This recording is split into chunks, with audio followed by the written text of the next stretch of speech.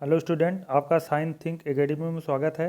आज का हमारा विषय है जीव विज्ञान प्रयोगात्मक, यानी जीव विज्ञान में जो वाइवा में क्वेश्चन पूछे जाते हैं। आज हम 20 महत्वपूर्ण क्वेश्चन लेके आए हैं जो अक्सर एग्ज़ाम में पूछ लिए जाते हैं। आपको पता होना चाहिए कि बायोलॉजी सब्जेक्ट में 30 नंबर के वाइवा होते हैं, जिसमें एग्जामिनर आते हैं और वो आपसे बायोलॉजी संबंधित तमाम तरह के क्वेश्चन पूछते हैं। जो सैम्पल क्वेश्चन पूछे जाते हैं वो हमने यहाँ दिए हैं। लगभग 20 क्वेश्चन हैं जो परीक्षा की दृष्टि से बहुत इम्पॉर्टेंट है।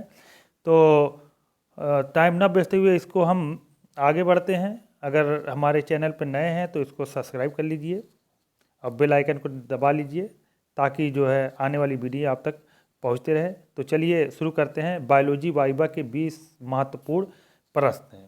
तो सवाल पूछ लिया जाता है जीव विज्ञान क्या है।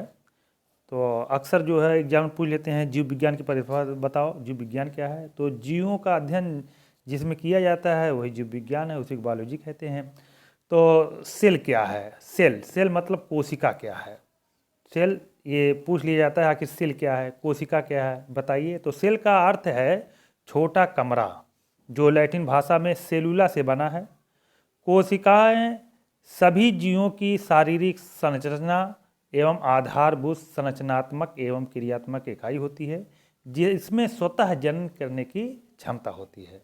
अगर एग्जामिनर पूछता है कि बता भाई सेल क्या है, तो बता दीजिएगा कि हमारे शरीर की सबसे छोटी संरचनात्मक एवं क्रियात्मक इकाई को कोशिका कहते हैं, जिसमें स्वतः जनन की क्षमता भी होती है। आइए अब अगला क्वेश्चन, सेल कितने प्रकार होते हैं। तो सेल जो है 2 प्रकार के माने जाते हैं, प्रोकैरियोटिक और यूकैरियोटिक। प्रोकैरियोटिक यूकैरियोटिक सेल होते हैं। तो प्रोकैरियोटिक तथा यूकैरियोटिक में अंतर क्या है, ये बहुत सवाल पूछे जाते हैं। आखिर प्रोकैरियोटिक क्या है, यूकैरियोटिक क्या है। तो प्रोकैरियोटिक जो है ये आप विकसित केंद्रक इसके अंदर पाए जाते हैं, जबकि यूकैरियोटिक के अंदर पूर्ण विकसित केंद्रक पाए जाते हैं। प्रोकैरियोटिक के अंदर इसमें केंद्रक कला एवं केंद्रिका नहीं होती, जबकि यूकैरियोटिक के अंदर केंद्रक कला एवं केंद्रिका होती है। प्रोकैरियोटिक के अंदर सेल वॉल पतली होती है, जबकि यूकैरियोटिक के अंदर सेल वॉल मोटी होती है। प्रोकैरियोटिक के अंदर रिक्तिका अनुपस्थित होती है, जबकि यूकैरियोटिक के अंदर रिक्तिका होती है। प्रोकैरियोटिक के अंदर लैंगिक जनन नहीं होता, जबकि यूकैरियोटिक के अंदर लैंगिक जनन होते हैं। और यूकैरियोटिक में तमाम कोशिकांग जैसे लाइसोसोम, माइटोकॉन्ड्रिया, गाल्जिका आदि सब पाए जाते हैं। तो प्रोकैरियोटिक के अंदर देखा जाए बैक्टीरिया आते हैं इसके अंतर्गत, और यूकैरियोटिक के अंदर जो सभी जीव जंतु है वो आते हैं। तो इस तरह से सवाल पूछ लेंगे, आपको बताना पड़ेगा। चलिए अब शुरू करते हैं। अगला है कि डीएनए तथा आरएनए का पूरा नाम। डीएनए तथा आरएनए का पूरा नाम क्या है। तो डीएनए का जो पूरा नाम है डीऑक्सी राइबो न्यूक्लिक एसिड, और आरएनए का जो नाम है वो ribo nucleic acid. Deoxy ribo nucleic acid, ribo nucleic acid इसका पूरा नाम है। अगला पुष्प चक्र क्या है। पुष्प होते हैं, पुष्प में अलग अलग चक्र होते हैं, साइकिल होती है। पुष्प चक्र में पुष्प को देखेंगे, सबसे बाहरी परत जो है वो उसको हम कैलिक्स कहेंगे। मान लीजिए ये पुष्प है, मान लीजिए पुष्प है। पुष्प में जो सबसे बाहरी परत होती है उसी को हम कैलिक्स कहेंगे। उसके बाद ये वाली जो परत है जो रंगीन कलर की होती है, इसको हम कोरोला कहेंगे। इसी में पतली पतली संरचना निकली होती है जिसको हम एंड्रोसियम कहेंगे, और ये जो है ये गायनोसियम है। तो पुष्प में जो है 4 चक्र होते हैं, Corolla, calyx, androecium, gynoecium.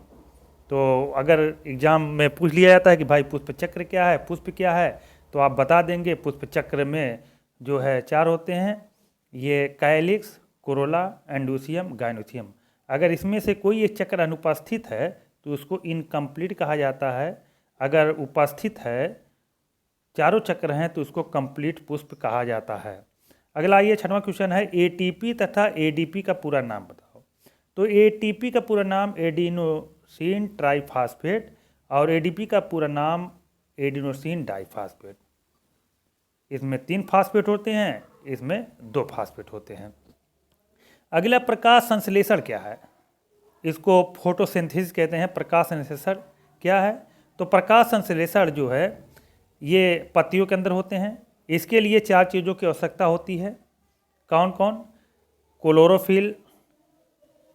Chlorophyll, carbon dioxide, पानी तथा सूर्य का प्रकाश।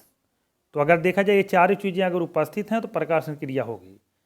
अगर कहा जाए कि प्रकाश संश्लेषण की परिभाषा क्या है, तो ज़मीन से लिया गया पानी, पत्ती में उपस्थित क्लोरोफिल, वायुमंडल से कार्बन डाइऑक्साइड और सूर्य की उपस्थिति में ये अपनी एक प्रक्रिया करते हैं जिसके फलस्वरूप ऑक्सीजन बाहर निकालते हैं, अपना भोजन बनाते हैं ग्लूकोज के रूप में, और थोड़ी मात्रा में पानी भी निकालते हैं जिसको हम वाष्पोत्सर्जन नाम दे सकते हैं। तो इसको परिभाषा आप खूब कायदे से पढ़ लीजिएगा, इसका जो रिएक्शन है उसको भी याद कर लीजिएगा। अगला है मेंडल कौन थे? तो मेंडल जो है ये ऑस्ट्रिया एक देश है, वहीं के एक चर्च के पादरी थे। इन्होंने मटर के पौधे पर परीक्षण किया, बहुत रिसर्च किया, तो बहुत दिनों बाद इन्होंने 3 नियम लगाए। पहला नियम प्रभाविता के नियम है, दूसरा पृथक्करण का नियम, तीसरा स्वतंत्र अभियोग के नियम। तो मेंडल को जेनेटिक्स का पिता भी कहते हैं। तो मेंडल के बारे में अगर पूछा जाए तो मेंडल के बारे में तमाम चीज़ें आप बता सकते हैं। तो अब आइए, बायोटेक्नोलॉजी क्या है या जैव प्रौद्योगिकी के क्या अनुप्रयोग हैं। बायोटेक्नोलॉजी भाई आप देख लीजिएगा, ये सब बहुत इम्पॉर्टेंट चीज़ है। और बायोटेक्नोलॉजी किसे कहेंगे? मतलब वैज्ञानिक तथा औद्योगिक प्रक्रियाओं में जीवित जीवों एवं उनकी कोशिकाओं आदि का प्रयोग जैव प्रौद्योगिकी कहलाता है। इसके अंदर जैसे इंसुलिन है, बीटी फसलें हैं, ये बीटी टमाटर हैं, ये सब आते हैं। इसको आप देख लीजिएगा, ये सब थ्योरी में आपको बताया गया होगा। अगला है डीएनए तथा आरएनए में अंतर। तो डीएनए तथा आरएनए, डीएनए डबल स्टैंड होते हैं जबकि आरएनए सिंगल स्टैंड होते हैं। डीएनए में एडेनिन, ग्वानिन, साइटोसिन, थायमिन पाए जाते हैं जबकि इसमें जो है यूरोसिल पाया जाता है। और डीएनए आनुवंशिक पदार्थ है। तो इस तरह से आप अंतर देख लीजिएगा, बहुत सारे हैं, इसको देख लीजिएगा। अगला है आलू तथा मकोय किस कुल का पौधा है? तो मकोय तो आपके कोर्स में है, सोलोनेसी कुल के पौधे माने जाते हैं। तो सोलोनेसी के अंदर मकोय हो गया, टमाटर हो गया, आलू हो गए, तो ये सब सोलोनेसी कुल के पौधे हैं, याद रखिएगा। सोलोनेसी कुल के पौधे हैं। अगला है मटर कुल का पौधा। मटर किस कुल का पौधा है? तो मटर जो है पैपिलियोनेसी कुल का पौधा है। इसको फैबिएसी भी, उपकुल फैबिएसी में बांट दिया गया है। तो अगर कोई पूछे कि किस कुल का है तो आप पैपिलियोनेसी बताएंगे। उपकुल क्या है? फैबिएसी। तो आपके जो कोर्स में है वो फैबिएसी नाम से जाने जाते हैं, तो फैबिएसी आप लोग याद रखिए। अगला क्वेश्चन है कि जनन क्या है? जनन तो अपने समान जीव की उत्पत्ति करना जनन। तो लैंगिक जनन, अलैंगिक जनन, इसको खूब कायदे से आप देख लीजिएगा। अब आइए 15वां क्वेश्चन है कि किन्हीं 2 यौन संचारित रोगों के नाम बताओ। तो 2 यौन संचारित रोग हैं, 3-4 होते हैं और होते हैं, लेकिन आपके कोर्स में सिफाइलिस और गोनेरिया 2 दिए गए हैं, तो आप यही दोनों जानो। सिफाइलिस और गोनेरिया ये सब क्या है? यौन संचारित रोग हैं या यौन रोग के नाम से ये जाने जाते हैं। अगला है विरसड़ के क्या कार्य हैं? तो आप जानते हैं विरसड़ के अंदर एपिडिडाइमिस होता है, विरसड़ के अंदर शुक्राणु बनते हैं, और ये शुक्राणु जो है पुरुषों के अंदर पाए जाते हैं जिसके अंदर X और Y क्रोमोसोम पाए जाते हैं।